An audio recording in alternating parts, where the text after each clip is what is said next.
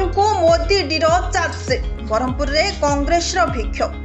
भारतीय जातीय कांग्रेस पूर्वतन अध्यक्षा सम्मानिया श्रीमती सोनिया गांधी सांप्रतिक लोकसभा विरोधी दल नेता राहुल गांधी एवं अन्य वरिष्ठ कांग्रेस नेतृमंडली विरोध में मोदी डी दाखल करथिबा चार्जसीट रे सांघातिक भावे सरकारी क्षमतार अपव्यवहार होईछि।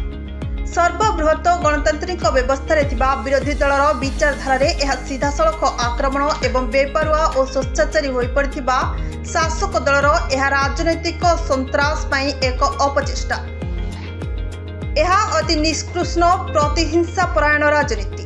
कांग्रेस दल एवं यह नेतृत्व यहाकु नै केबे भी नीरव रहिब नाही। कांग्रेस भारतर आत्मा पई पूर्वरु लड़ाई जारी रखिछि एवं पुणी थरे एही लड़ाई करिबु। सत्य न्याय एवं संवैधानिक लोकतंत्र मूल्य सह कांग्रेस सालिस करिब नाही।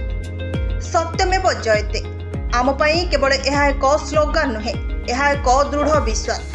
सत्य और गणतंत्र को रक्षा करने सह स्वेच्छाचारिता को साहसर सह सामना करने एकत्रित होबार समय आसीछि। सुतरां प्रदेश कांग्रेस सभापति श्री भक्तचरण दास आह्वान क्रमे मोदी सरकार मनमानी प्रतिहिंसा और अत्याचार विरुद्ध में बुधवार दिन अपराह्न 5 घंटा समय ब्रह्मपुर संसद प्रार्थी श्री रश्मि रंजन पट्टनायक नेतृत्व में गंजाम जिला युव कांग्रेस पक्षर ब्रह्मपुर आयकर विभाग कार्यालय सम्मुख में विक्षोभ प्रदर्शन कर जिला युव कांग्रेस पक्षर आयोजित यह विक्षोभ में ब्रह्मपुर विधानसभा युव कांग्रेस सभापति तत्सत सुबुद्धि महेश्वर पात्र अतीश दलाई रुद्र खटुआ सरोज नायक संबित राउत प्रमुख बहु युव कांग्रेस कर्मी कर्मकर्ता संगठक सम्मुख में जोग देथिले।